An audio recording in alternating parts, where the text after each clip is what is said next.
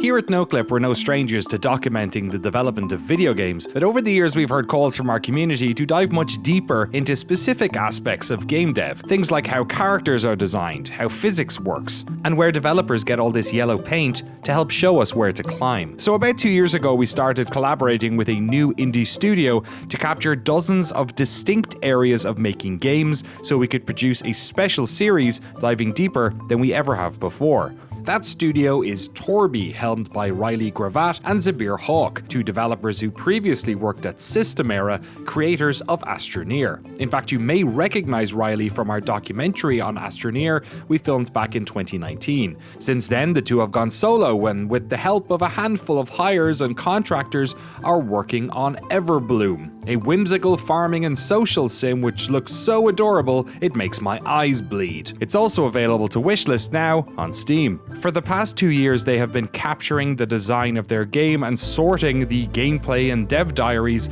into over a dozen specific design buckets. Everything from how to make doors to getting controls right, how lighting works, even things like marketing, dialogue, and much more. This is the first episode in this series, and on today's episode, we're going to explore the world of sound design. Everything from how sounds are recorded to the ways in which they are mixed, how the engine processes sound, how they deal with sound priority, and much more. You're watching Noclip, and this is How Games Are Made, Episode 1, Sound.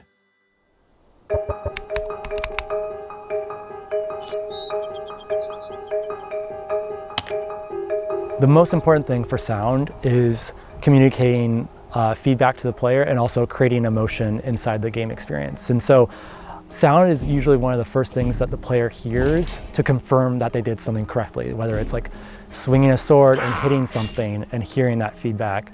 In a lot of shooter games, you shoot someone and you get a little tick sound to show that you're doing damage. In our game, it's doing an animation and getting a sound confirmation, whether it's like a pop of like hitting something or like a knock or some kind of UI sound that confirms that, yes, what you did is correct. In our biomes, you can run around different areas, whether it's a beach, a city, a farm, a field, a woodland area, or a swampy area. And the game's ambience needs to support those changes in locations.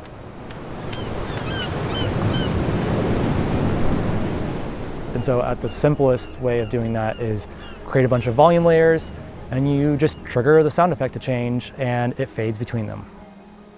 To get more advanced with it though, and to make it more feel like a living, breathing world, those sounds need to be dynamic. So if you think about your experience like in real life, like in the morning, birds are chirping a lot more than at noon.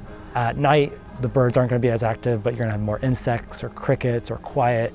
If it's the winter time, there's that kind of crisp sound where sound travels a little bit further, so you need to adjust for that. And so all that leads to kind of feeling that emotion and the vibe of really one of the goals of the audio experience in the game is to make it feel like you're in that world and it's like cozy vibes, and ambience is super important for that. And so with that is having dynamic sounds that support the player's location and experience. What we're using right now is Unreal's meta sounds to actually facilitate that. And so one of the examples there is in the world, we're able to kind of count up how many trees are around you and randomly play bird chirping sounds from those trees. And what's great about that is we can create a base 2D layer sound effect that is playing no matter where you're at in that biome, and then have 3D sounds play around the player. But because it's a dynamic game, you can chop those trees down.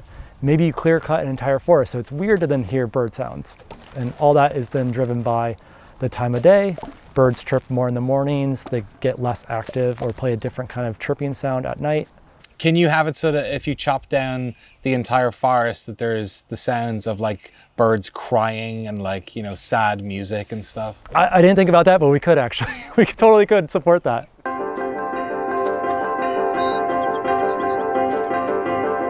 For a majority of my career, I've actually been a graphics programmer. Audio has just been an area where there is a level of technical specialization that is required, and it's just an area that I've never had to veer into. Of course, on our team of 6, at least right now, there's only 2 programmers. And so given my engine background, that's the area that I will most likely be the one to take on. The nice thing about developing games these days is that Unreal does a ton of mapping features and systems that you need, like audio, onto the multitude of hardware that exists. Because the audio encoding and compression and decoding is different on the Xbox versus the PlayStation versus the Switch versus PC, and who knows how many different types of sound chips exist on the PC market. So having a middleware, or I guess game engine like Unreal really alleviates that concern. So audio, of course, is I think one of the biggest considerations that we make when looking at audio in a game engine or a video game is how much memory it takes up. You would be surprised as to the payload that we have to deal with. Generally in games, textures are probably the largest consumption of memory, and audio is almost immediately the one right after. So a lot of times you want to be able to record, I don't know, a million different sound effects and music and everything and put them all into the game. The problem is you'll never be able to fit them into the memory that you have. And so we're always constantly fighting, how do we stream in the right amount of audio into the game? You're constantly, again, having to scale how much audio you can stream in, and you need fallback solutions for when you can't stream in all the exact sound effects or music that you want to play, but also on devices that are really, really high powered, have enough variety and make it even more over the top and interesting, because now you have more memory available. So I think that's one of the first considerations we make when looking at what audio capabilities an engine or a particular game is going to need.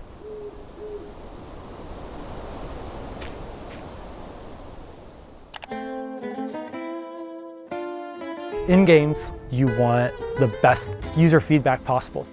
You can totally go online, search for axe chop, and find thousands of different recordings of them. And it's amazing at all the variations you have, whether it's like the performance of it is different, and usually it's just good coverage. But to really get quality sound effects, you have to perform it yourself, because Foley is all about performance and textures interacting with each other. And so that's in that performance, in that choice of materials, is how you get something that fits what your goals and themes are.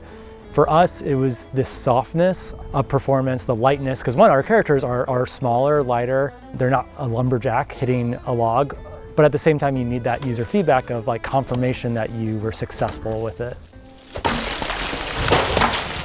When you record, honestly, the best resource you have is a mic on hand. And so sometimes I have a little portable recording device, and other times I have a full recording setup with a digital audio recorder plugged into a shotgun mic that's going to really isolate all the sounds. You can get a lot of the details with that, and that's my preferred approach, but also I'm not going to be always carrying around a big heavy recording set with me.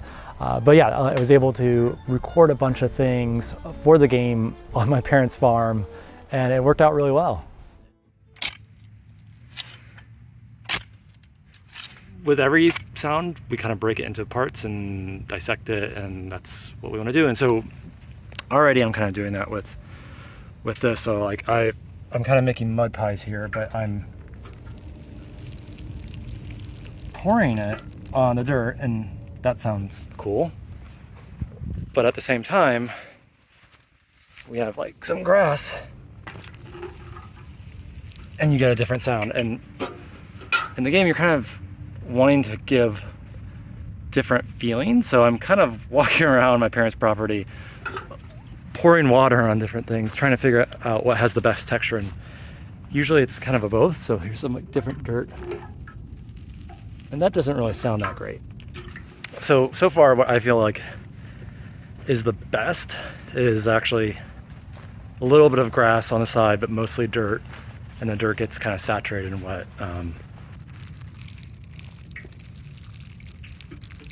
Like, that's not bad, but yeah, so it's all about textures and finding the right fit and going from there. And being a sweaty mess, but it's actually kind of fun break from being at a computer.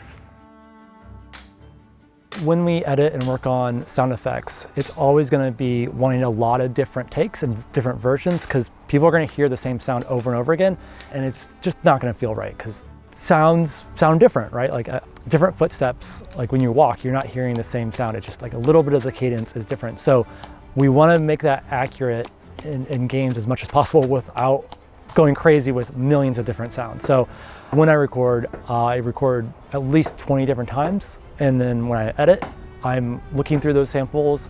Some of them are going to sound identical, which is really interesting. And so you take a couple different variations.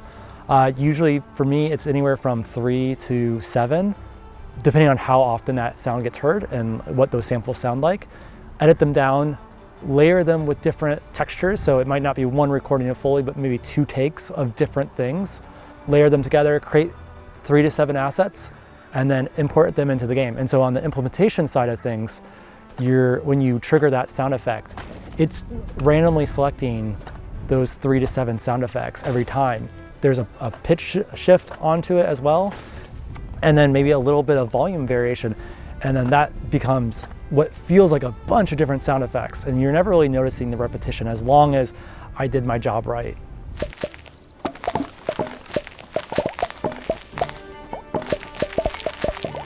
One of the most challenging things with building out a soundscape of a game is making sure it kind of feels nice. And so to do that, you really have to balance what you're hearing and what you as the audio person want the player to hear. So you might have a bunch of sounds playing at once, but you start prioritizing them with your mixing to say, okay, well, things far off, we're going to attenuate that volume. We set the priority level for certain things. So maybe if something's playing and there's a lot of sounds being triggered at once, those just don't play because you don't really need to hear your footsteps when a bomb goes off in a game and there's a huge explosion. So you're not going to hear that anyways, and it's just going to muddy up the soundscape. So it's a lot of culling things that might not be necessary. And at the same time, it comes down to the editing standpoint of how you're designing your sound. So you want softer things. You want to make sure one sound effect that might be playing over the top of another one is in a different frequency range, so they kind of layer on top pretty nicely. But it's a lot of just mixing and tuning to make things feel right. When we look at our dynamic soundscape, one of the first challenges, or I guess maybe the primary challenge, especially in like an open world game like ours, is how many sounds are trying to play at the same time. Because a lot of times when you design these systems, you're designing an area at a time, and dynamic gameplay situation may lead to 7 of those things happening at once. And so everything is just fighting for being able to be played back. If we played them all back all at the same time, it would sound like a car crash, and you wouldn't really be able to identify anything, and it certainly would be not a pleasant experience. Almost everything that we play back has some sort of priority attached to it. And how important is it that we let the player know that this is happening and this is what they're hearing? And so that's one thing when it comes to dynamic soundscapes, again, that we're always trying to balance. A lot of it is driven by playtest and feedback, as far as what are the important sounds, how did the player feel, or what were they unaware of that they should have been as they occurred.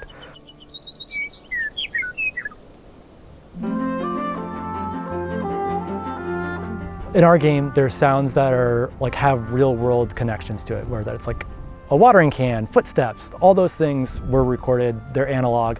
At the same time, there are synthetic sounds, so those more fall in line with like UI sounds. Certainly they could be layered into other things. So all the UI stuff is created with synthesis or unique plugin chains that will kind of create that like bubbly, poppy sound of you collecting an item or you clicking on a button.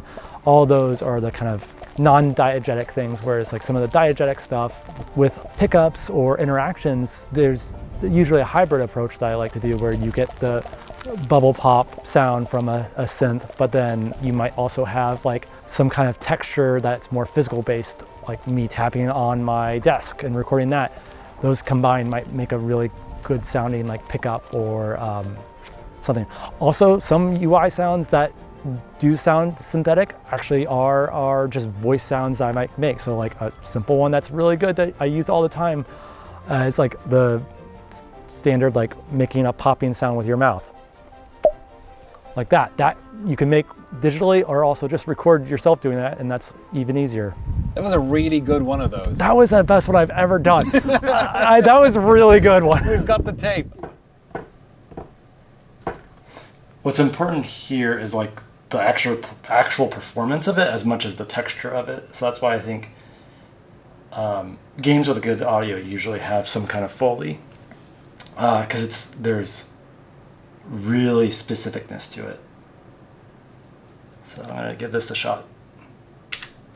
All right, this is Wood Desk recording for Fence Tiles.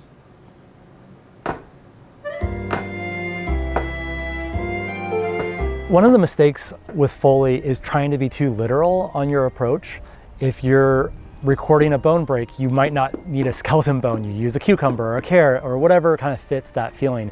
We had a few times where I tried to do the literal approach of like, okay, you're placing a fence pole or placing a pat and using like wooden like 2x4 sounds clanking against each other, and it just didn't sound good. It sounded too harsh. It didn't sound fun and playful.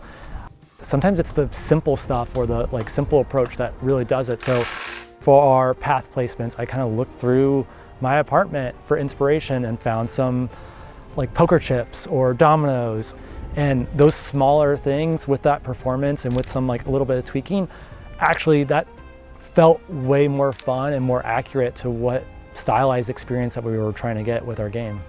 One of the hardest things that I'm still iterating on is actually the pickaxe against a rock sound. Very tough to make that sound slightly accurate while also not awful and grating to the ear. So if you can imagine taking a sharp piece of metal and slamming it against a rock, it's not gonna sound good. But you need to find a happy medium. I think actually one of the really great examples of that stuff done well is Minecraft. It's like not literal, it's very simple, but like you can listen to it a million times. It feels great.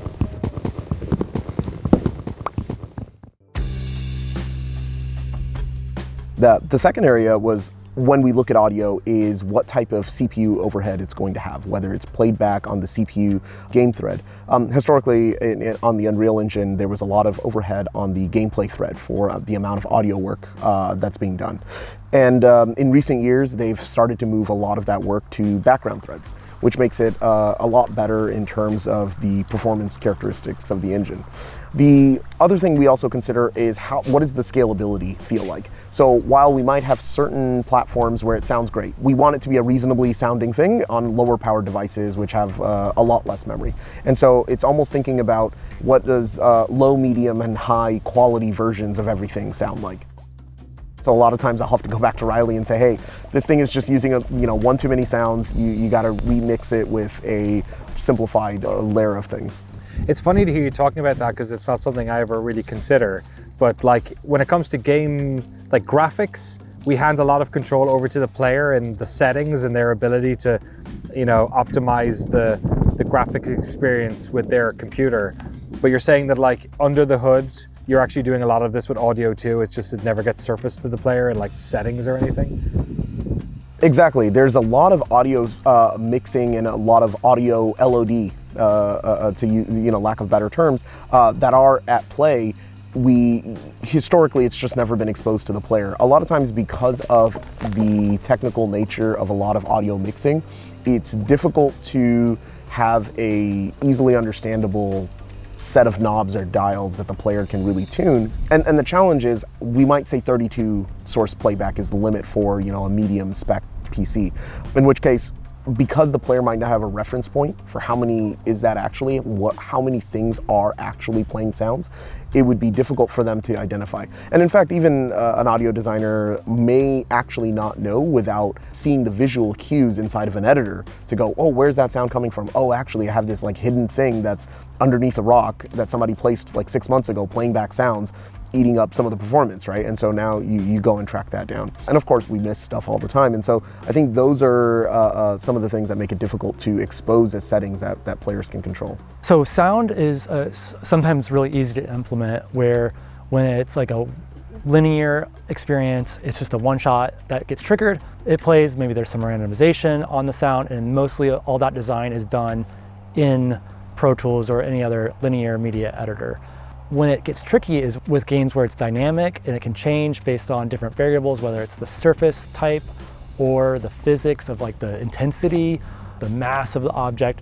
And so to do that, you really have to like deconstruct the sound from the beginning and then build that in layers in the game.